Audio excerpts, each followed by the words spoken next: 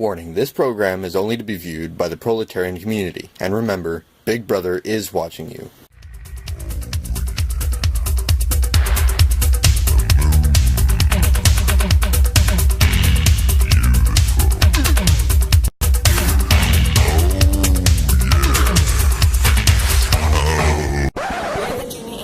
And we have been assigned by Big Brother to remind you of your duties to the party. And help you catch or recognize those who neglected their party. Here's some background or clarification for specific terms. Intimacy, the medical definition, is a close, familiar, and usually affectionate or loving personal relationship with another person or group. A close association with or detailed knowledge or deep understanding of a place, subject, period of history, etc. An act or expression serving as a token of familiarity, affection, or the like. The quality being comfortable, warm, or familiar. The urban definition, a euphemism for having sex. Sex or sexual intercourse. Medical definition, the instinct or attraction drawing one sex toward another, or its manifestation in life and conduct. Coitus between humans. Sexual union between humans involving genital contact other than vaginal penetration by the penis. Urban definition, to screw, to bang, to reproduce, to copulate, to hump your honey, to get laid, to bury the bone, to munch on the rug, to slam the hen, to whack Willy Wonka into Wonderland. Sex is like math. You add the bed, subtract the clothes, divide the legs, and pray you don't multiply. An activity in which a man, using the stiffest and pointiest part of his pelvic region, repeatedly stabs a female in her crotch until he feels satisfied.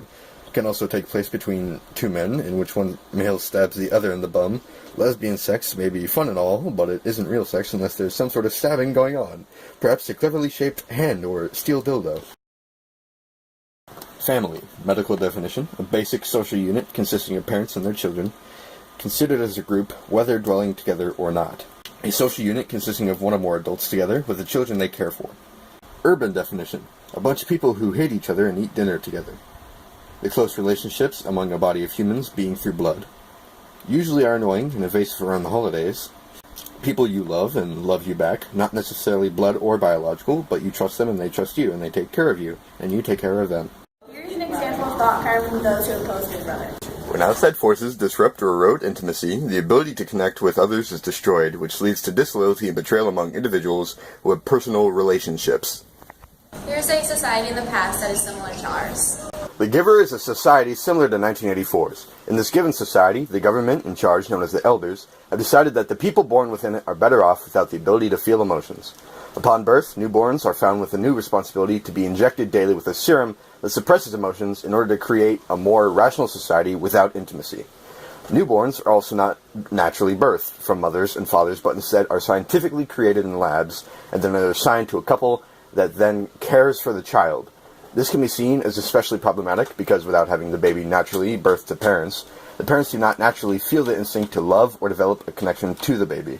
There is no biological connection between parent and child. Therefore, a natural gap is created between the two. There is a scene in this film between the main character, Jonas, and his parents, where they are talking at mealtime, and Jonas asks his parents if they love him, as his parents respond first with the famous phrase, precision of language, then proceed to explain the word love no longer exists in their society and has instead been replaced with enjoy. Father, Mother, I have a question I want to ask you. What is it, Jonas? Do you love me? Jonas, you of all people, precision of language, please. What do you mean? That means that I have used the verb generously. Some meaningless has become almost obsolete. And of course our community can't function slowly if people don't use precise language. You get asked, do you enjoy me? The answer is yes. Or, do you take pride in my accomplishments? And the answer is overtly yes. Do you understand why it's inappropriate to use the word love? Thank you, I do. In this example, one sees the obvious disconnection with intimacy between not only people, but family. Due to the interference of their government, the words have essentially been watered down and no longer have the same and sometimes powerful connotation that they used to. Not only is there an absence of emotional intimacy, but also physical intimacy seen in The Giver. For example, Jonas was reprimanded for holding hands with Fiona after being seen by the cameras that watch everything, much like the telescreens in 1984.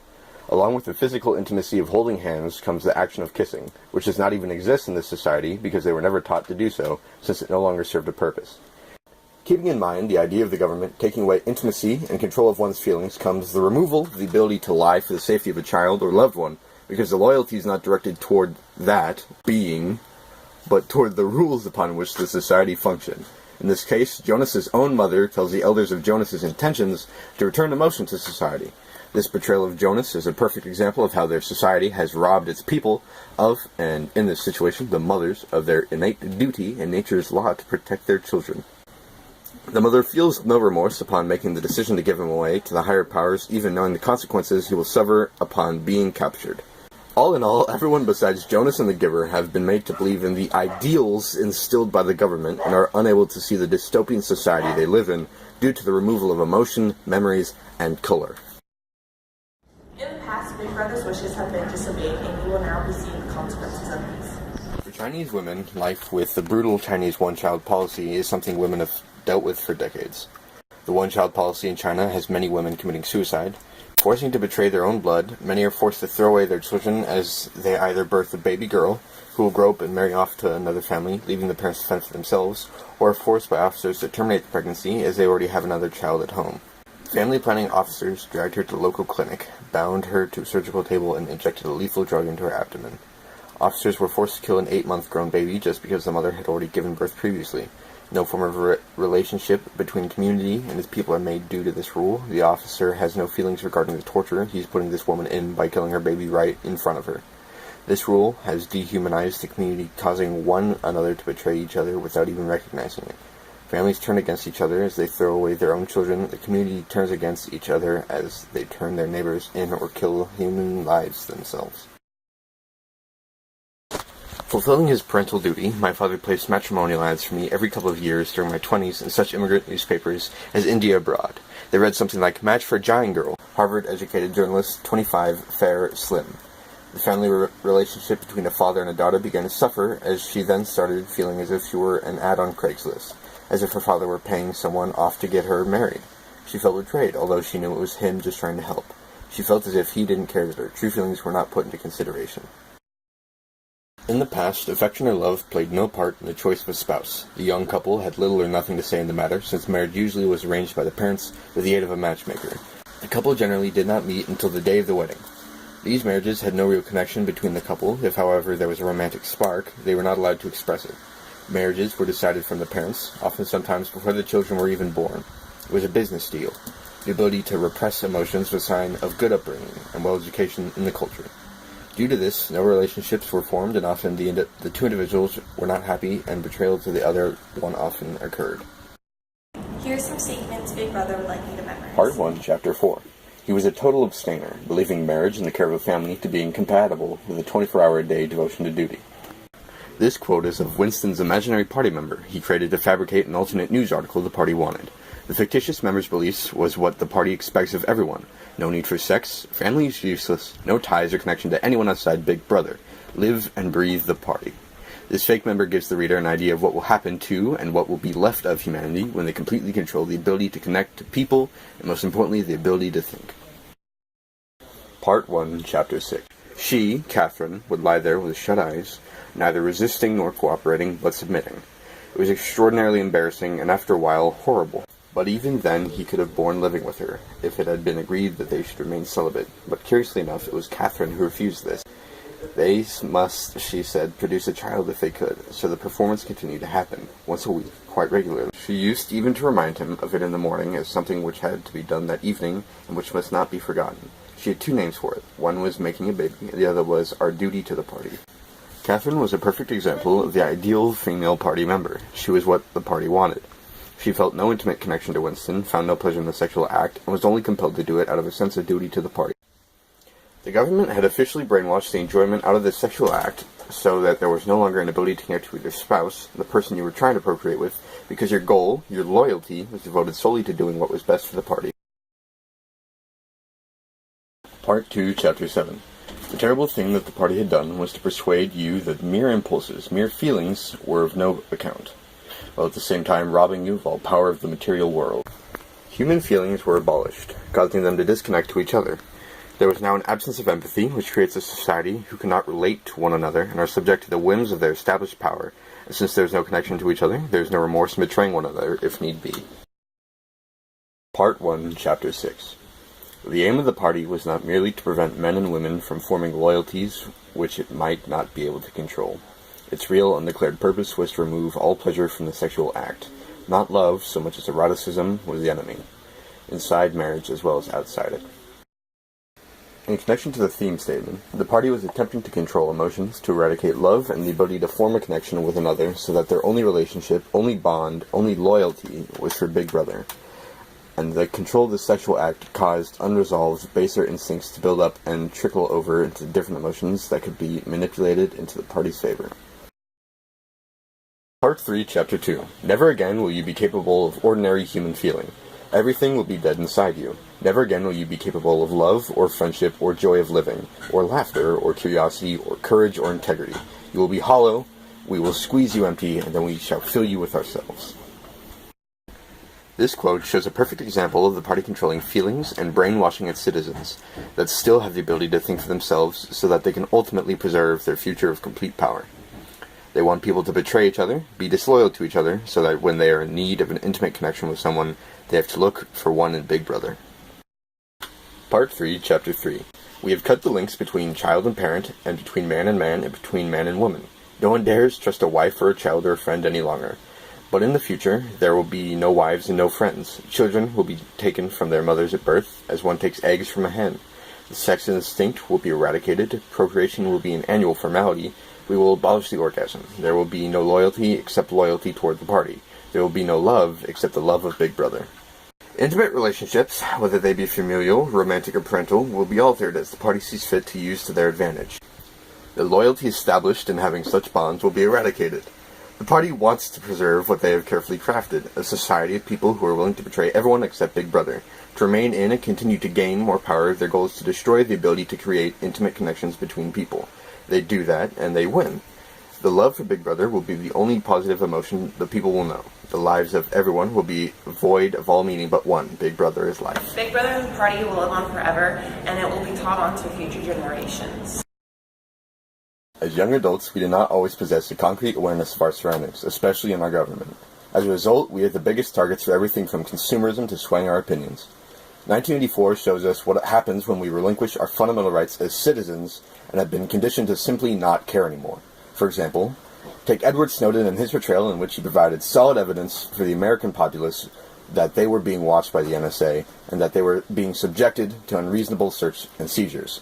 To counteract the negative effects of the government, we have to learn to open our eyes, extend our vision, and broaden our horizons, for if we don't, we will start to lose what makes us human. So why do we use a mock sex tape as an introduction?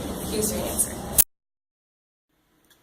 We chose to do a mock sex tape because not only does it garner the attention of the audience, it frames their minds to whatever stereotype they have of pornography and sex, so that we can then attempt to alter, if not completely change, their entire outlook on what sex really is. Sex is a product of an intimate connection between two people that can but may not always result in the creation of new life, which enlarges the intimate connection between the two people with just enough space left over to include that new life into the mix. And for those who are set in their ways and believe that sex is either a dirty act that should never be committed or that it's just a fun way to spend your time, hey, we tried. We are the Junior Anti-Sex League, and Big Brother approves this message.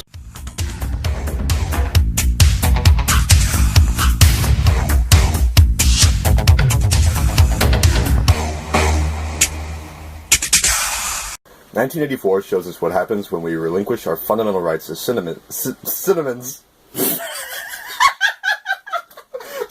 No, it's cinnamons! We're not citizens, we're cinnamons! I'm gonna crop everything. It's okay, I'm gonna cut everything. Go. We're the Junior Anti-Sex League and we are here. Here is an example of thought crime. Oh my god, what is it? Here's an example of thought crime. Okay. A few moments later. Here's an example of thought crime for those who from what? For those who oppose Big Brother. From those who oppose. Okay. We chose to do a mock sex tape because hey, I said Sex tape. it's not sex, it's sec. Okay. We chose to do a mock sex tape because not only sex tape. Don't hit me. You didn't do it. You said mock sex tape. Yeah. it's either mock sex tape or mock sex tape. Your choice. Okay. Okay. There is no in between. We are the Junior Anti Sex League, and we have been assigned by Big Brother to inform you of your duty to the party. What is it? And to help. Wait, no, I'm sorry. I forgot. And to help you recognize or catch those who neglected the. Don't stop. We're fine. I'm sorry. I made a face. Lisping. Let's do this. I know it is. Go. The Givers, a society similar to 1984's. I'm gonna lisp my heart out, one. Okay, go. Just go. The Givers, a society similar to 1984. You got to not think about it. I'm not. That's why I'm doing it. Okay, think about it harder The then. Givers, a society. Society. There you go. Just sounded that one out. Go. The Giver is a society. Similar to 1984's. You want me to just read it like that? No. You sure? You sure?